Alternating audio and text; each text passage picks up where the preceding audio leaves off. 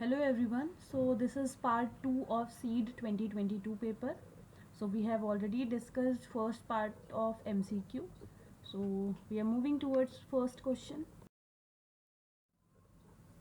Roads are generally made with an angle on the curvatures to counter the centrifugal force on the vehicles moving with speed. This is called as banking of road.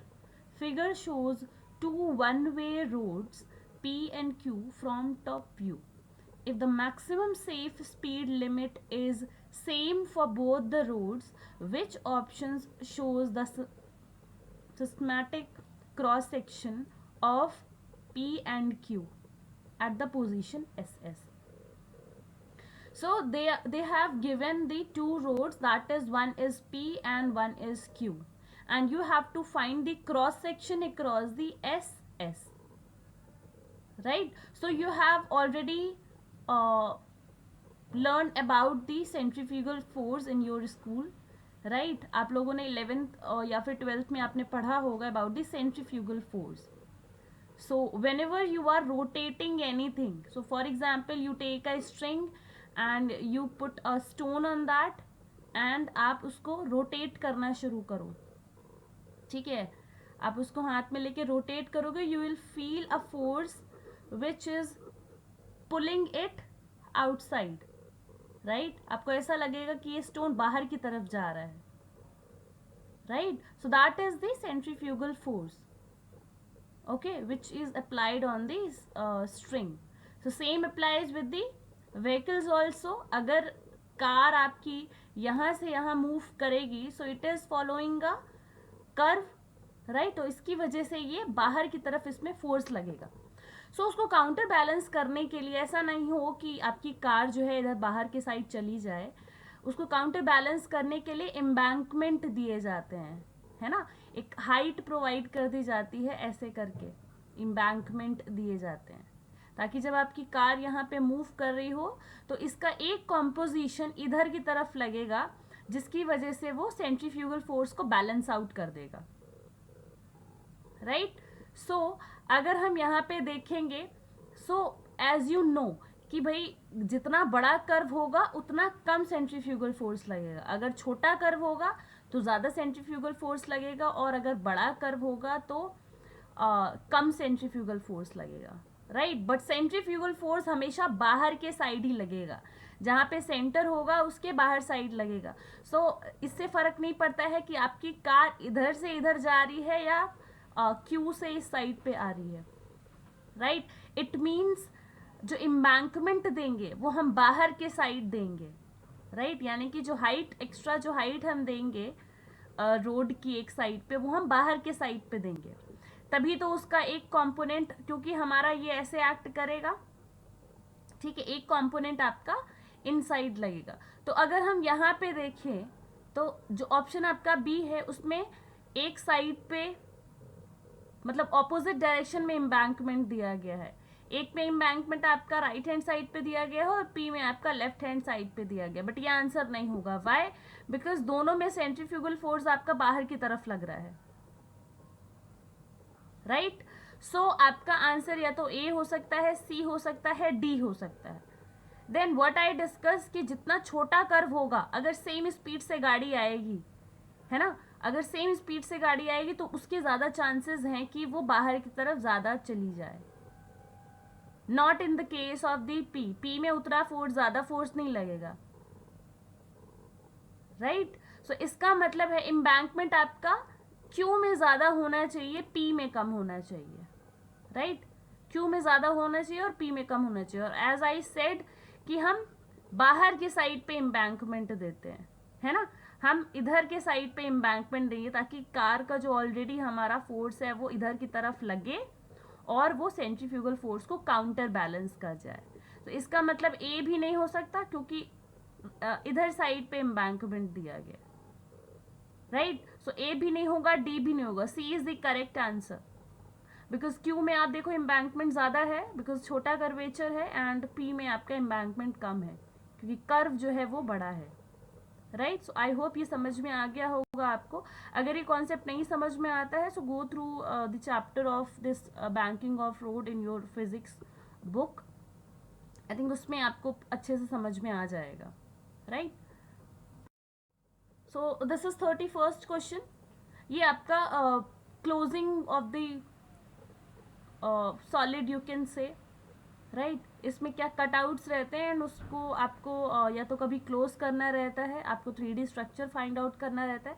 कभी कभी 3D structure का आपको 2-3 views दिए रहते हैं और आपको open figure find out करना रहता है. So hair which option will fold into the pack shown in the image below. यहाँ पे आपको एक 3D स्ट्रक्चर दिया गया है और उसका आपको अनफोल्डेड पैटर्न आपको बताना है और पैटर्न आपका लेफ्ट हैंड साइड पे भी दिया गया है. राइट. अच्छा, अब इसकी बात अगर हम करें, इसका मतलब अगर ये मेरा फॉर एग्जांपल ये ए है तो ये चीज़ जब हम इधर लगाएंगे तो ये वाली जो लाइन है, ये जो लाइन है वो आपकी इस पे आएगी. राइट. और ये वाली जो लाइन है वो आपकी इस साइड पे आएगी. Right. So this you have to understand. ठीक है. इसको हम पलट के उस साइड से देखेंगे तो आप क्या कर सकते हो for these kind of question जहाँ पे कंफ्यूजन ज़्यादा लगे, क्योंकि ये बहुत ही एग्जैक्ट पैटर्न्स हैं और सारी लाइंस एक जैसी लग रही हैं. इसके लिए आप एक कोई पैटर्न उठा लो, एक कोई भी पैटर्न उठा लो जिसको आप इजीली सब में फाइंड आउट कर सकते हो. राइट. फॉर एग्जाम्पल अगर मैं ये वाला पैटर्न उठाती हूँ, फॉर एग्जाम्पल मैं ये वाला पैटर्न उठाती हूँ. एक लाइन ऊपर से आ रही है in the triangular part and then that line is parallel to this line. ये मेन लाइन के ये पैरेलल है और फिर ये नीचे जा रही है एंड देन इसके ट्रेपेजियम पार्ट पे ऐसे गई हुई है.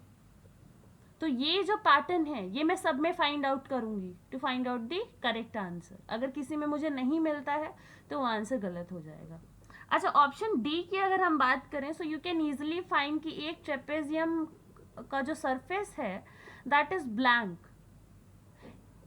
आपके जो फिगर दिया हुआ है इसमें कोई भी ट्रेपेजियम पार्ट नहीं है जो ब्लैंक है, सारे फिल्ड है. तो डी ऑप्शन तो आपका पहले ही चला जाता है.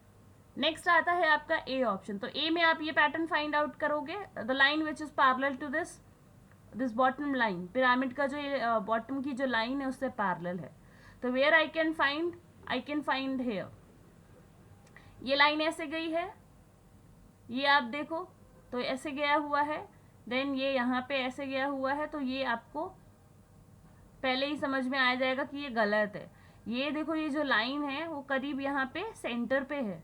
राइट. बट यहाँ पे देखो this is not at the centre, this at the corner. वहाँ पे भी अगर आपको क्लियर नहीं हो रहा है so here you can see कि जो ये नीचे वाली लाइन है that is not joining to the corner. यहाँ पे कॉर्नर तक नहीं जा रही है. But here you can easily see कि एकदम कॉर्नर पे ये मैच कर रही है and then another line is joining to this. तो आप जब इसको ज्वाइन करोगे तो यहाँ पे कुछ ऐसा पैटर्न बनना चाहिए था तभी ये चीज़ फॉर्म होती. Right. It means this is wrong. ये आपका गलत है. All right. तो ये आपका आंसर नहीं होगा. ऑल्सो ये वाला पैटर्न कहीं भी आपको नहीं मिलेगा. ठीक है. तो ये आपका गलत हो गया आंसर. नेक्स्ट आते हैं हम बी ऑप्शन पे. तो बी में अगर हम फाइंड आउट करें सेम चीज़, तो ये सेम चीज़ मुझे अगेन यहाँ पे मिल रही है. ये देखो सेम प्रॉब्लम यहाँ पे भी आ रही है. It is not at the centre. ये करीब इसको यहाँ पे होना चाहिए था, ऐसे करके आता तब जाके आपका कुछ ये फॉर्म होता. बट यहाँ पे नहीं है, ये कॉर्नर पे जा रहा है. It means this is wrong. Right. So B भी आपका गलत हो जाता है. Next if we find C, है ना. तो सी को भी एक बार चेक कर लेते. वैसे तो हमारा आंसर आ गया है सी, बट सी में अगर हम वही सेम चीज़ फाइंड आउट करेंगे so where I can find here. So this is correct, है ना. ये ऐसे आया है. Then this is line is parallel और फिर यहाँ से ये सीधे गया. बिकॉज दिस इज ओपन तो ये स्ट्रेट लाइन आपको दिखेगी. जब क्लोज हो जाएगा तब ये जाके कुछ ऐसा दिखेगा. ठीक है. वरना इसको ओपन करेंगे तो ये सीधे स्ट्रेट आएगा ऐसे. So which is correct. It means option C is correct. Okay. So this is good question based on you can say आपको एक विजुअलाइजेशन बेस्ड पे है ये.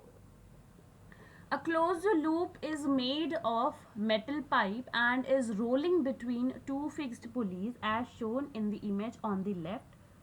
What would be the path traced by the P when the loop completes one turn? आपको path बताना है कि जब ये एक पूरा टर्न कंप्लीट कर लेगा. सो दिस इज मेटल स्ट्रक्चर. ये आपका जो सिलेंडर है मेटल स्ट्रक्चर है और ये पुली है, फिक्स्ड है, ये पुली मूव नहीं करेगी. इट मीन्स आपको मेटल को ऐसे जो रिंग आपकी दी हुई है उसको ही आपको मूव कराना है. So as you can see कि यहाँ से लेके यहाँ तक स्ट्रेट लाइन है. इट मीन्स ये पॉइंट जो है यहाँ तक ऐसे मूव करेगा, सीधे मूव करेगा ना. देखो आप अगर इसको ऐसे देखोगे तो ये स्ट्रक्चर जो है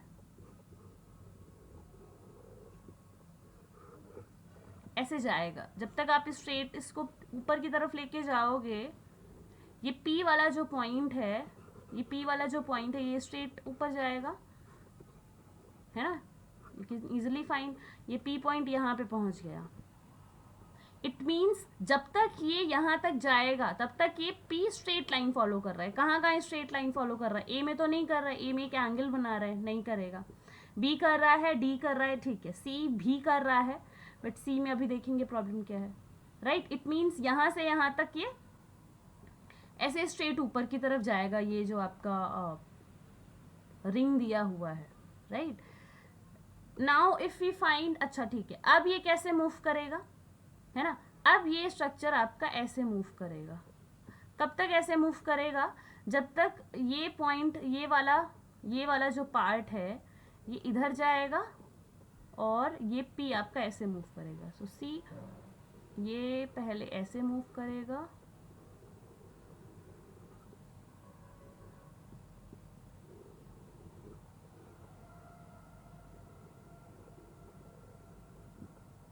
राइट, है ना. So this P is moving in hemispherical form. तो ये पूरा नीचे तक ऐसे ऐसे जाएगा. राइट. तो यानी कि एक सेमी सर्कल फॉर्म करेगा. सेमी सर्कल आपको किस में दिख रहा है? ए तो पहले ही चला गया, C भी कट गया, B और D में आपको दिख रहा है कि राइट हैंड साइड पे जो पैटर्न फॉलो होगा तो वो आपका सेमी सर्कल होगा. यानी कि आपका जो पैटर्न फॉलो हो रहा है वो ऐसे गया है और नेक्स्ट आपका ये ऐसे फॉर्म हुआ है. राइट. अच्छा नेक्स्ट अभी आते हैं. तो अभी क्या बात, अभी कितना पार्ट बचा हुआ है? आपको ये फाइंड आउट करना है कि ये ऐसे पैटर्न फॉलो होगा या ऐसे पैटर्न फॉलो होगा. राइट. तो यानी कि अभी तक आपका यहाँ पे है तो ये स्ट्रक्चर ऐसे हो गया है. अभी आई यूज द रेड पेन, है ना. ये P वाला पॉइंट है, ये आपका ऐसे आ गया है नीचे के साइड पे. So this point is P.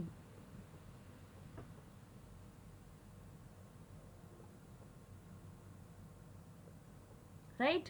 And then again ये लाइन ऐसे फॉलो होगी, है ना. यहाँ तक P आ जाएगा. एक स्ट्रक्चर आएगा कि जब आपका ऐसे हो जाएगा, ठीक है.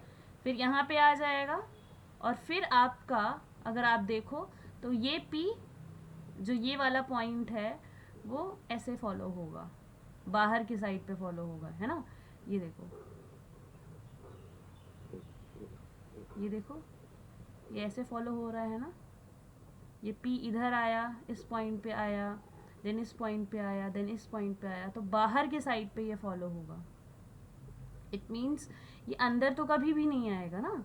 आपका जो रिंग है वो ऐसे जा रहा है ना, तो रिंग आपका ऐसे जाएगा. ये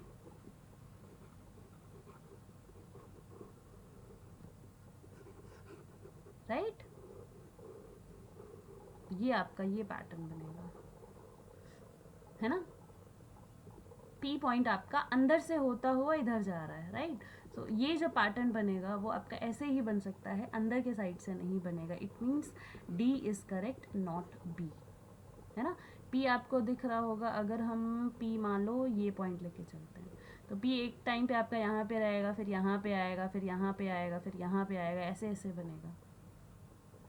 ठीक है, तो ये आपका सेमी सर्कल जो बनेगा वो बाहर के साइड पे बनेगा, इन साइड से नहीं बनेगा। It means D is correct, right. So this question is based on the biomimicry. Biomimicry is the practice of looking to the nature for inspiration to solve the design problems. Shown below are the plants and animals, top row, that have inspired the design of products. Bottom row, which of the options listed below correctly identifies the plant or animal with the product that is inspired? So biomimicry is very important topic for the designing. इस पे आपके पहले भी exams में question आ चुके हैं। ठीक है, कि इसमें आप क्या करते हो, आप नेचर से इंस्पिरेशन लेते हो, एनिमल से, बर्ड से, प्लांट से, फ्लावर्स से, और फिर आप ह्यूमन कुछ उससे इनोवेट करते हैं, कुछ नया डिज़ाइन बनाते हैं। So in the first option I can see a person who is I think cleaning the building और the glass panes, right. Second is the option of the velcro. Third आपका bullet train है ना। And fourth are the turbines, है ना, wind को use करके जो आप इलेक्ट्रिसिटी जनरेट करते हो। तो ये आपका है। ऊपर वाले में आप देखो, आपको बर्ड दिख रही है, वेल दिख रहे हैं, किसी एक एनिमल का लेग दिख रहा है, and then a plant is given, right. So ये आपकी जो बर्ड है दैट इज द किंगफिशर, है ना। सो अगर आपको पता है तो किंगफिशर की जो बीक होती है उससे इंस्पिरेशन लेके आपकी बुलेट ट्रेन बनी हुई है।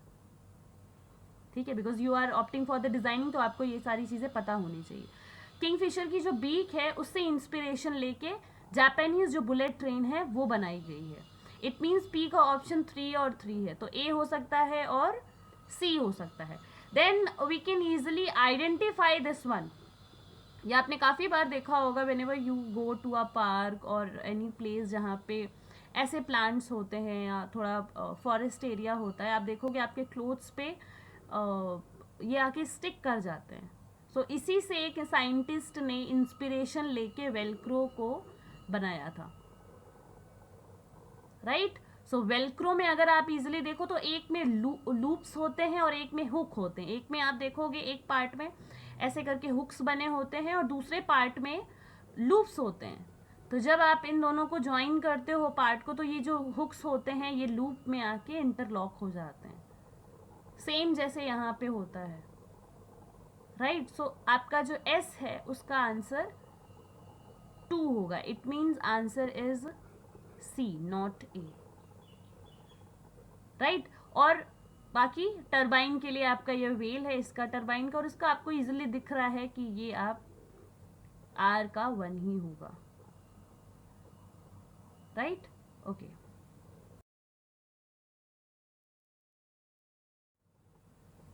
so image below shows configuration of the jars filled with water. Which option will work as an air filter? Air filter वाला कौन सा पार्ट, एयर फिल्टर के लिए कौन सा वाला वर्क करेगा? So in option A you can easily see कि एयर आपकी बाहर से आ रही है, वो पानी में जाएगी, एंड देन आउटलेट से एयर बाहर आ रही है, राइट। क्लीन एयर बाहर आनी है, और एयर फिल्टर का तो वही काम हुआ ना कि आप इम्प्योर जो एयर है वो आपके अंदर जाएगी और प्योर एयर बाहर आएगी, क्लीन एयर बाहर आएगी। In option B we can see, तो एयर आपकी इधर है, यहाँ पे जा रही है, यहाँ पे फिल हो जाएगी, और ये यहाँ से आउटलेट बना हुआ है। डी पार्ट में क्या है कि एयर इसी से अंदर जा रही है और आउटलेट से ही एयर आपकी इसी पार्ट से बाहर आ रही है, right. And in option C, C तो बहुत ही गलत ऑप्शन है कि डायरेक्टली एयर इससे पास हो रही है, इसी में यहीं पे इम्प्योर एयर होगी और इसी से आउटलेट से निकल रही है। सो ये एयर फिल्टर काम नहीं करेगा, राइट। सो एयर फिल्टर जो काम करेगा वो आपका ए में करेगा। As you can see in the image given, fresh air आपकी इधर जाएगी, वो इधर मिक्स होगी वाटर में, और क्लीन एयर आपकी इधर से निकलेगी और क्लीन एयर आपका यहाँ से निकलेगा, which can easily seen in the air filters, right. So इसका जो आंसर होगा that is A, not B, not D, not सी।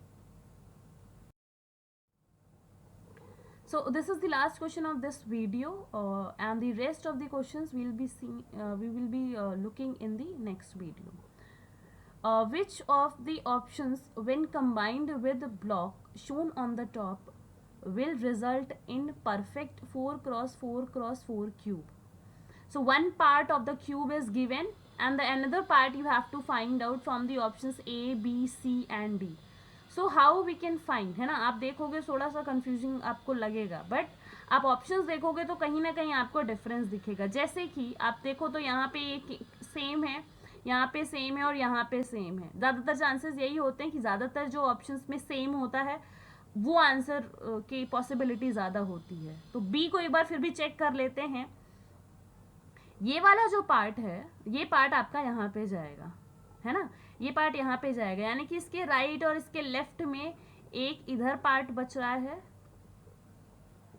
एक ये पार्ट दिख रहा है आपको, जो इस दो नेक्स्ट वाली लेयर में दो इधर आपको दिखेगा, और उसी लेयर में आप देखो तो दो क्यूब्स यहाँ पे आएंगे. उसके अलावा कहीं पे क्यूब की एडिशन की ज़रूरत नहीं है. इट मीन्स ये अगर ऐसे है तो नेक्स्ट आपका ये वाला पे इसी फेस पे इसी लेयर पे ऐसे ही प्रेजेंट होना चाहिए, राइट. इट मीन्स ये आपका ऑप्शन गलत हो जाता है, एंड रेस्ट जो बाकी के ऑप्शन है वो ठीक लग रहे हैं. अच्छा, सी ऑप्शन में देखेंगे तो ये जो नीचे सबसे नीचे वाली लेयर पे यानी कि फोर्थ वाली लेयर पे एक क्यूब होना ज़रूरी था, राइट.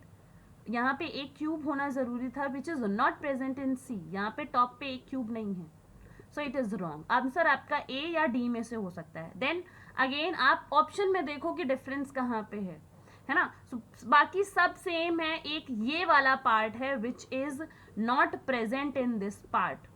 यानी कि जो बॉटम वाली जो लेयर है, यानी कि इसके लिए जो टॉप वाली लेयर है उसमें ये कॉर्नर पे अवेलेबल है या नहीं है, राइट. ये आपको फाइंड आउट करना है. तो ये वाला जो पार्ट है वो तो यहाँ पे इंसर्ट होगा, है ना. यू कैन इजिली सी ये वाला पार्ट यहाँ पे इंसर्ट होगा. तो इसके जो इधर साइड पे अगर आप देखो तो यू कैन इजिली फाइंड कि यहाँ पे क्यूब प्रेजेंट है, राइट. यहाँ पे क्यूब प्रेजेंट है. इट मीन्स यहाँ पे गैपिंग होना जरूरी था. यहाँ पे गैपिंग नहीं होगी तो फिर कैसे आप उसको इंसर्ट करोगे, राइट. ठीक है. सो इट मीन्स यहाँ पे गैपिंग होना ज़रूरी है बिकॉज यहाँ पे ऑलरेडी क्यूब प्रेजेंट है. So it means D is correct, not A. So A आपका गलत हो जाता है, राइट. यहाँ पे तीन की ज़रूरत नहीं है ना, यहाँ तो दो ही आएंगे, एक यहाँ पे आएगा और एक यहाँ पे आएगा, ठीक है. एक यहाँ पे आएगा और एक यहाँ पे, ये दो यहाँ पे इसको फिल करेंगे, राइट. तीन की ज़रूरत नहीं है. Okay, so hence answer will be D, right. Next जितने भी क्वेश्चंस है we will be discussing in the next part. Thank you.